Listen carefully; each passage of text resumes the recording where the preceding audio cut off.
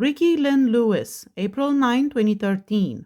Connie Hilton was awakened during the night by her barking dog and got out of bed only to see a man standing in her hallway holding a shotgun. Her fiancé, 45-year-old George Newman, responded to her scream but was shot in the face by the intruder. Tragically, the dog was also killed. Hilton tried to hide in the bathroom, but a man found her and threatened her with a gun, saying, "Shut up or I'll shoot you too."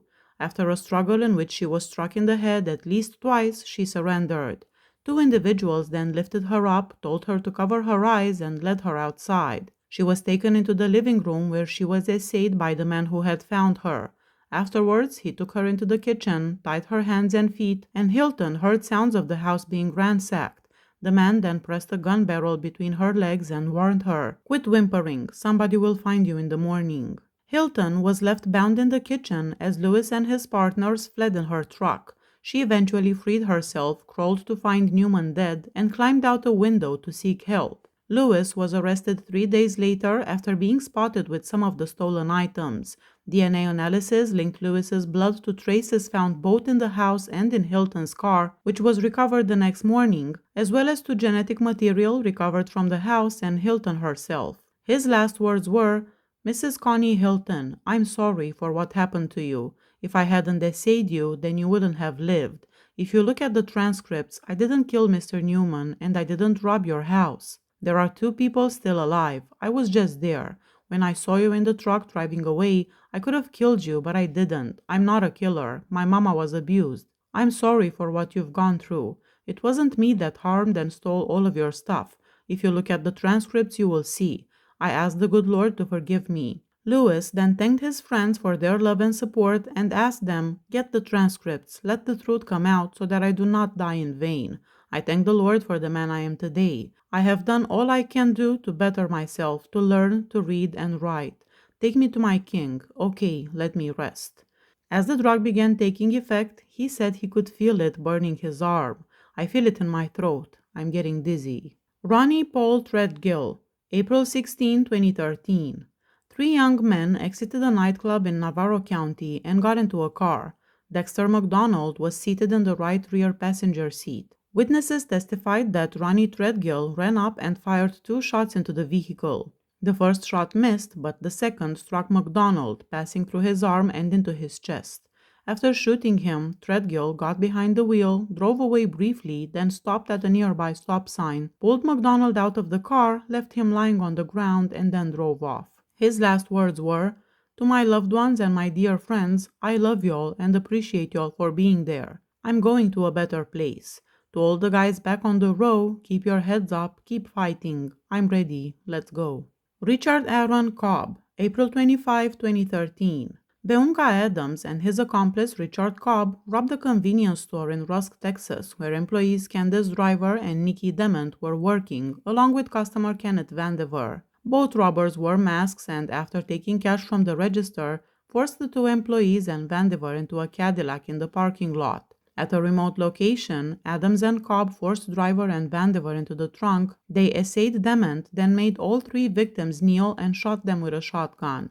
Vandiver died from his injuries, but Driver and Dement survived and later testified against the pair. Cobb was convicted and sentenced to death in a separate trial 8 months before Adams. The 2, who had met as 9th graders at boot camp, were linked to a series of robberies around that time. Adams was executed on April 26, 2012.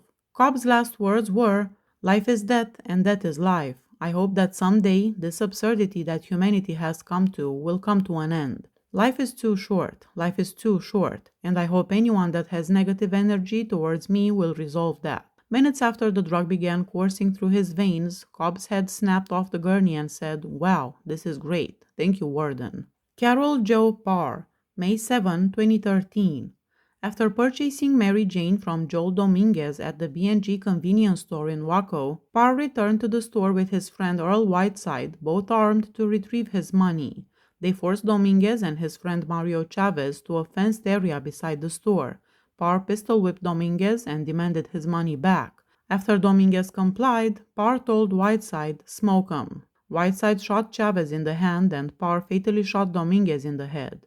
Earl Dwayne Whiteside was convicted of aggravated robbery and sentenced to just 15 years in prison. Parr's last words were, "First of all, Shauna, talk to your brother. He'll tell you the truth about what happened to your husband. I told Baba to tell you what happened. Now my statement to the world. I am in the midst of the truth. I am good. I am straight. Don't trip. To all my partners, tell them I said, like Arnold Schwarzenegger, I'll be back. I'm on my way back. These eyes will close, but they will be opened again. My understanding of God is, Jesus has got me through." He then expressed love to his family and thanked his spiritual advisor, then told the warden he was ready. Jeffrey Demond Williams, May 15, 2013. Houston police officer Troy Blando, 39, was patrolling the parking lot of a Roadrunner Inn in southwest Houston in plain clothes, driving an unmarked police Jeep Cherokee. He was searching for stolen vehicles. He spotted 23-year-old Williams driving a stolen Lexus, confirmed by a computer search. When Williams exited the car, Blando approached him with his weapon drawn and attempted to handcuff him. During the struggle, Williams drew a gun and shot Blando in the chest. Blando fired back but missed. Williams fled but was arrested nearby minutes later, still carrying the murder weapon and with a handcuff locked on one wrist. Williams admitted to shooting Blando but claimed self-defense, saying he didn't realize Blando was a police officer and thought he was being robbed. However, testimony revealed Blando wore his badge around his neck and that department policy required officers to draw weapons when confronting suspects in stolen vehicles. A witness overheard an argument between Williams and Blando, then saw Williams tell Blando not to handcuff him before shooting him after one handcuff was secured. Officer Blando died en route to the hospital after calling for emergency assistance. Williams made a bitter, unrepentant last statement, addressing the witnesses as "you clown police" and accusing them of getting away with murder all the time. "You're gonna stop killing innocent kids, murdering young kids. When I kill one or pop one, y'all want to kill me. God has a plan for everything. You hear, I love everyone that loves me. I ain't got no love for anyone that don't love me." Elroy Chester III, June 12, 2013. 17-year-old Erin De Leon was home alone with her 1-year-old son Tony, while her mother Kim Raymond De Leon and sisters Claire and Sasha were elsewhere. Chester, who had been wandering through the neighborhood looking for a place to burglarize, targeted Erin's home. Equipped with gloves, a homemade ski mask, a knitted hat with holes cut for eyes, and a gun stolen from a prior burglary, Chester watched Erin through the open window blinds. Noticing she appeared to be home alone, he cut the phone lines, put on his mask and gloves, and entered through an unlocked side door. He had previously burglarized the same house. Inside, Chester put a gun to Erin's head, demanded money, and ransacked the home, stealing jewelry. When Erin's sister Claire and her boyfriend arrived, Chester bound all three with duct tape and proceeded to essay Erin and Claire. Kim's brother, Billy Ryman, the girls' uncle, arrived while their mother was at work to check on the family. Chester forced him inside and then shot him. After Billy fell, Chester dragged him into the kitchen, where the man eventually died. While in custody, Chester confessed to these crimes. During his punishment hearing, against his attorney's advice, he took the stand and openly admitted to enjoying burglarizing homes. He expressed racial hatred by saying he wanted to kill white folks and claimed he wished he had killed more people. He also threatened that a death sentence would prompt him to order his homeboys to kill a Port Arthur police officer, and that if sentenced to life, he would kill a prison guard. The jury deliberated for just 11.5 minutes before sentencing Chester to death. Chester pled guilty to Billy Ryman's murder and also admitted to killing 4 others in late 1997. John Henry Cepeda, 78, on September 20, 1997, Etta Mae Stallings, 87, on November 15, 1997, Cheryl De Leon, 40, on November 20, 1997, Albert Bolden Jr., 35, on December 21, 1997. His last words were, "I just want to say I don't want you to have hate in your heart for me because I took your loved one. I know it doesn't mean anything. I told the truth because I feel like you should know who killed your loved one. God watches everything. Don't hate me. I'm sorry for taking your loved one. Elroy Chester wasn't a bad man. A lot of people say I didn't commit those murders. I really did it. That's my statement, Warden. You can go ahead." Kimberly L McCarti, June 26, 2013. McCarti gained entry into the home of her 71-year-old neighbor Dorothy Booth by pretending to borrow sugar. Once inside, she brutally attacked Mrs. Booth, stabbing her 5 times, striking her in the face with a candelabrum, and severing part of her left ring finger to steal a diamond ring. The assault also nearly severed Booth's left little finger. McCarti then stole Mrs. Booth's purse, including its contents, as well as her wedding ring, before fleeing in her car. McCarti used the stolen money to buy drugs, charged items on Booth's credit cards at a liquor store, and pawned the stolen wedding ring. Investigators recovered a 10-inch butcher knife from McCarti's home, which contained Booth's DNA. McCarti attempted to shift blame onto 2 alleged drug dealers, but no evidence supported their existence. At the penalty phase of McCarti's trial, the state introduced evidence that she had previously murdered 2 other elderly women in 1988. Maggie Harding, 82, a longtime friend of McCarti's mother, who had helped organize McCarti's wedding and stored some furniture for her. Harding was killed in her home. Jetty Lucas, 85, a distant relative, who was also murdered in her home. Both Harding and Lucas suffered stab wounds and multiple blunt force injuries. Harding was bludgeoned with a metal meat tenderizer, and Lucas was attacked with a claw hammer. Their purses and credit cards were stolen in both cases. McCarti's last words were, "This is not a loss, this is a win. You know where I'm going. I'm going to be home with Jesus. Keep the faith. I love you all." John Manuel Quintanilla Jr., July 16, 2013. Quintanilla and his accomplice Jeffrey Bibb entered a game center in Victoria through a partially opened back door. Both were armed with rifles and disguised with gloves and pantyhose masks. While Bibb headed to the game parlor, Quintanilla approached the clerk and demanded money from her apron, pointing his rifle at her and a nearby customer, Linda Billings. At that moment, Linda's husband, Victor Billings, 60, arrived. Quintanilla shot Victor twice. Despite being wounded, Victor grabbed the muzzle of Quintanilla's rifle, prompting Quintanilla to fire again. Quintanilla also fired at 2 customers as they fled through the front door. These shots missed but struck the door area. Victor Billings died from his gunshot wounds to the torso. After the shooting, the robbers fled with approximately $2,000. Quintanilla was arrested in January 2003 on an unrelated aggravated robbery warrant. While in custody, he confessed to the game center murder and led authorities to a canal where divers recovered items used in the robbery. Jeffrey Bibb was also convicted of murder and sentenced to 60 years in prison. In his last words, Quintanilla told his wife he loved her. "Thank you for all the years of happiness." He never acknowledged his victims' friends or relatives, including 2 daughters, who watched through a window. Vaughn Ross, July 18, 2013. The bodies of Douglas Birdsall and Viola McVeigh were discovered inside Birdsall's car, which was found abandoned in a ravine. Both victims had been shot multiple times, dying from gunshot wounds to the head. Police investigated a report of shots fired the night before and discovered evidence behind the apartment of a man named Ross.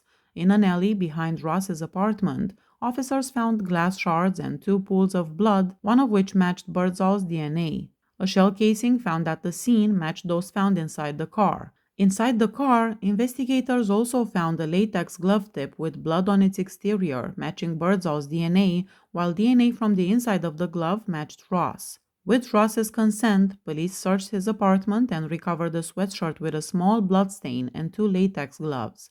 Ross explained that he wore gloves that night because he planned to mop his kitchen floor with bleach. The murder weapon was never recovered.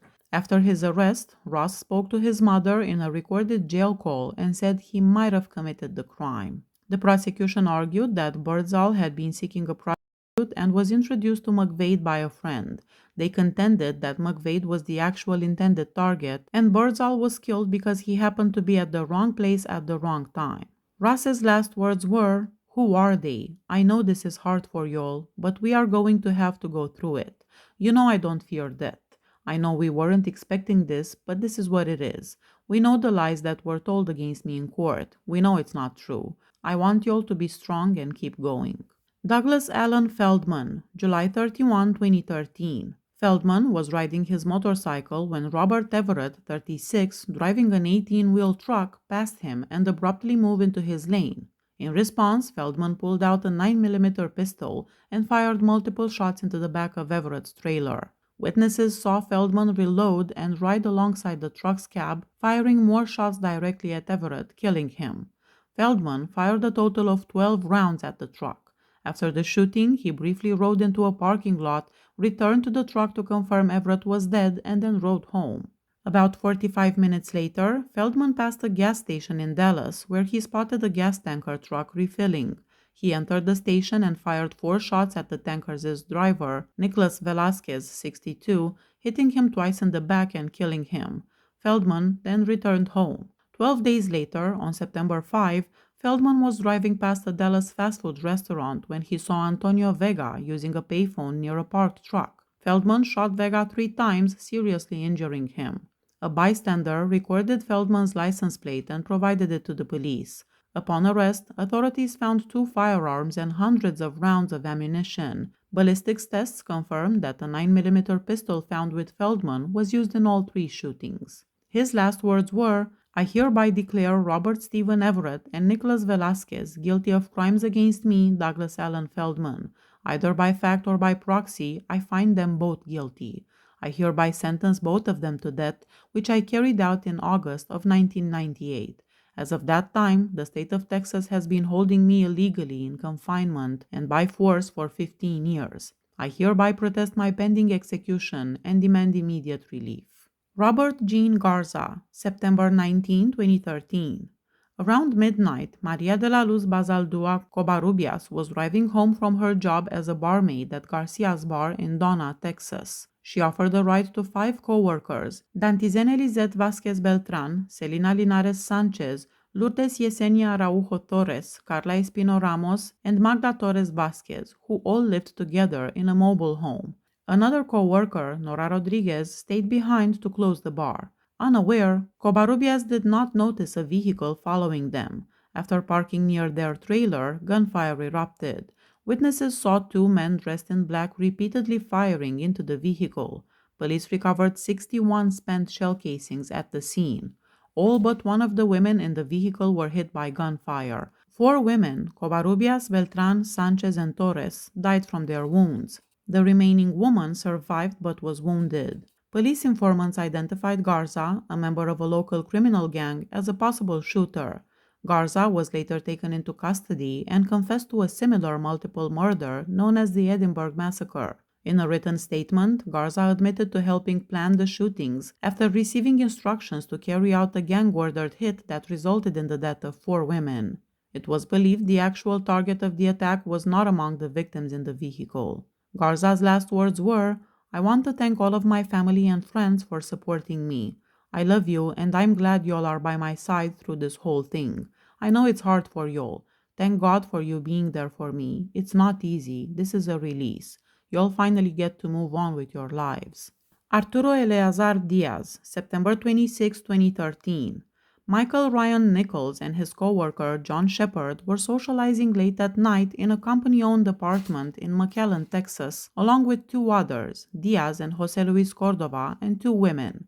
After the women left, Shepard went to bed. Later that night, Shepard was awakened by a loud noise. When he went to the living room, he found Nichols bleeding from a wound in his arm and Diaz holding a large butcher knife. Shepard asked 3 times, "What's going on?" Nichols told him, "Do what he says, get the money, and they'll leave." Diaz and Cordova took money from the men and ordered Shepard to sit on the couch and obey their commands. They put Nichols on the floor and bound and gagged him with shoelaces and strips of bedding. Both Diaz and Cordova then began beating Nichols. They similarly restrained Shepard, binding and gagging him on the floor. Cordova held Nichols upright while Diaz stabbed him repeatedly in the torso. The autopsy later revealed Nichols suffered 94 stab wounds that perforated major organs and caused lacerations to his scalp, neck, and sides. When Cordova noticed Shepard had freed one hand, both assailants beat and stabbed Shepard. Shepard pretended to be dead and lost consciousness. When he awoke, the apartment was dark, sometime between 3 and 4 a.m. Shepard managed to free himself and left the apartment. He saw Nichols' truck at the gate with the driver's door open and asked a neighbor to call the police. Diaz was convicted of capital murder and sentenced to death. Additionally, he received a 94-year prison sentence for aggravated essay related to raping an inmate while in jail. Jose Luis Cordova, who had a prior record including 2 burglary convictions and was on parole during the killing, was convicted of capital murder and sentenced to life in prison. He is also serving a 40-year sentence for another murder committed about a week prior, where the victim's head and face were brutally stomped and beaten with a hammer. Diaz greeted his witnesses, which included his mother and grandmother, by smiling and by blowing them a kiss. He then began his last statement, first addressing Forrest Nichols, the victim's father. "I don't know if you remember back in 2000, Diaz said. "You were looking for me yourself and would have taken care of me yourself. I am glad it happened this way too. I wouldn't want to see you in my shoes. You would have probably been here, not me. I wouldn't wish this on you. I hope this can bring some relief for you and your family." Diaz then spoke to his family in Spanish, telling them he loved them. Finally, he said, "I hope this serves as an example for the youngsters. Think about it before you do drugs." Michael John Yoel, October 9, 2013. Yoel committed a horrific triple crime in his parents' home. He first shot and killed his father, who had caught Yoel attempting to steal his wallet to buy drugs. Yoel then struggled with his mother, ultimately strangling her with a lamp cord and bludgeoning her. After these killings, Yoel opened a natural gas line in the kitchen.